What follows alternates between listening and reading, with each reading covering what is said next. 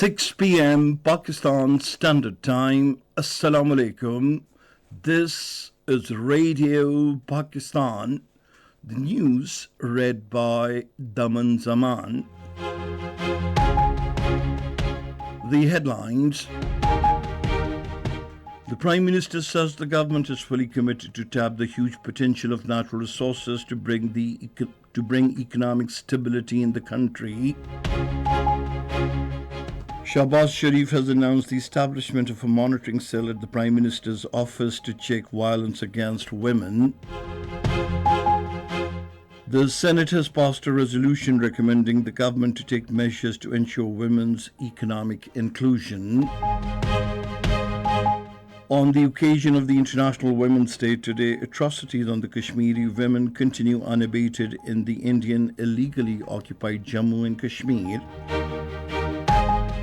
78 Palestinians were martyred in the unabated Israeli airstrikes on Gaza enclave during the last 24 hours. In the Pakistan Super League, Quetta Gladiators will face Peshawar Zalmi in Rawalpindi this evening. And now the news in detail. Prime Minister Mohammad Shahbaz Sharif says the government is all set to take tough decisions to steer the country out of economic crisis by bringing structural reforms. Addressing a cheque distribution ceremony in Muzaffarabad among the people affected by torrential rains and snowfall today, he said the government is fully committed to tap the huge potential of natural and agricultural resources, stop smuggling, power pilferage, and losses of the state-owned entities. The Prime Minister said the country's tax collection target for the current fiscal year is 1.2 trillion rupees, which is not up to the true potential due to tax evasion. He said tax evasion is one of the biggest challenges that would be resolved to increase the country's resources. Talking about the losses and damages occurred due to the recent rain, snowfall and landsliding in Azad Jammu and Kashmir, the Prime Minister expressed grief and sorrow over the loss of 8 precious lives and prayed for early recovery of those injured in the incidents. He said the government of Pakistan always stood with its Kashmiri brethren in the hour of need. The Prime Minister said Jammu and Kashmir is the jugular vein of Pakistan and it would not leave alone the people of Kashmir in this hour of difficulty. He said 2 million rupees each would be distributed among the families of the deceased and 500,000 rupees each to those injured in the recent incidents. Similarly, 700,000 rupees each would be given to those whose houses were completely damaged, while 350,000 rupees each would be given to those whose houses were partly damaged. The Prime Minister Shahbaz Sharif has announced to establish Pakistan Education Endowment Fund to enable the high achievers to continue their studies regardless of financial constraints. Addressing an event in connection with the International Women's Day in Islamabad today, he emphasized the importance to equip boys and girls with modern education and skills in order to take the country forward. He assured that all resources will be utilized in collaboration with the provinces in this regard. The Prime Minister also announced the establishment of a monitoring cell at the Prime Minister's office to check violence against women. The Prime Minister Mohammad Shahbaz Sharif has thanked the world leaders who felicitated him on his election as the Prime Minister. In a series of posts on the social media platform X, he extended sincere gratitude to the Chinese President Xi Jinping for congratulating him on assuming the office of the Prime Minister.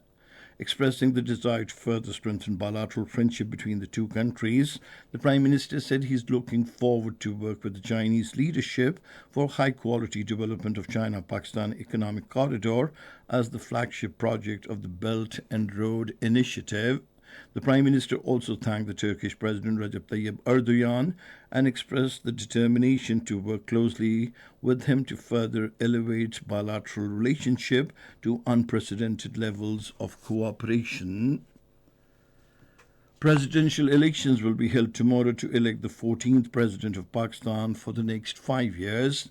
Asif Ali Zardari, the joint candidate of the Pakistan People's Party parliamentarians and the Pakistan Muslim League Nawaz, and Sunni Ettehad Council's candidate Mahmood Khan Achakzai are vying for the office of the president.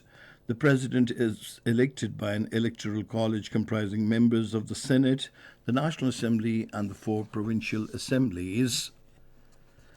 The President, Dr. Arif Alvi, was presented a farewell guard of honor at the Awan Sadr in Islamabad today, marking the culmination of his term. A smartly turned out contingent of the armed forces presented the President the guard of honor. National anthem was played as the President stood at the saluting dais. The Senate today passed a resolution recommending the government to take measures to ensure and enhance women's economic inclusion.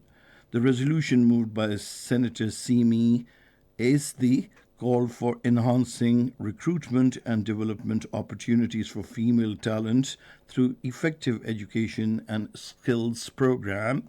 The House urged investing in infrastructure that caters to the specific needs of women and girls across various economic sectors. The House also adopted another resolution unanimously demanding the federal government to declare former Prime Minister Shahid Zulfikar Ali Bhutto a national democratic hero. The resolution, moved by Senator Rukhsana Zubairi, said the Supreme Court, in its opinion, and the presidential reference filed by the then President Asif Ali Zardari in the murder case of Shahid Zulfikar Ali Bhutto, has acknowledged that fair trial and due process were denied to the former Prime Minister. In his farewell remarks, the Deputy Chairman Mirza Muhammad Afridi said he always worked for the supremacy of the Constitution. The House has now been prorogued. This is Radio Pakistan. The Foreign Office spokesperson Mumtaz Zara Baloch says, as the world observes International Women's Day today, we would like to remember the strong women of Kashmir who are facing atrocities in the Indian illegally occupied Jammu and Kashmir. At the weekly media briefing in Islamabad today, she said women in the Indian illegally occupied Jammu and Kashmir are confronting obstacles that impede their access to essential needs and their capacity to lead a dignified life. As the world observes the International Women's Day today, atrocities inflicted by the occupation troops on the Kashmiri women continue unabated in the Indian illegally occupied Jammu and Kashmir. According to a report released by the Kashmir Media Service on the occasion of the day, thousands of women are among over the 96,000 Kashmiris martyred by the Indian Forces personnel since January 1989 till date. At least 685 women have been murdered by the troops since January 2001. Pakistan has voiced opposition to the G4 model for the United Nations Security Council reforms as presented by India on behalf of the Group of Four during a meeting of the United Nations Committee.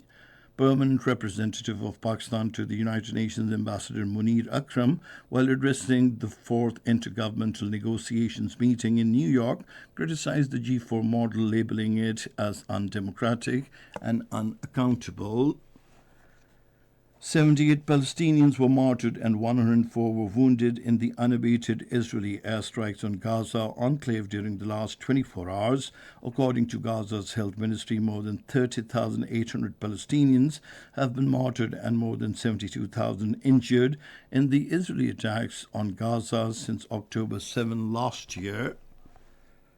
The United Nations Humanitarian Coordinator for Palestinians, Jamie McGoldrick, says hunger has reached catastrophic levels in the besieged Gaza enclave. Talking to reporters in New York via video link, he said children are dying from hunger. The United Nations Humanitarian Coordinator also called for immediate action to address the crisis. Cricket. In the Pakistan Super League, Quetta Gladiators will face Peshawar Zalmi in Rawalpindi today. The match will start at 7 in the evening. And finally, the weather report. Cold and dry weather is expected in most parts of the country, while very cold conditions are likely in the hilly areas during the next 12 hours. And that is the end of this news bulletin. For more news and analyses, log on to our website, radio.gov.bk, and you can also watch the live video streaming of our bulletins on the link facebook.com/Radio Pakistan News official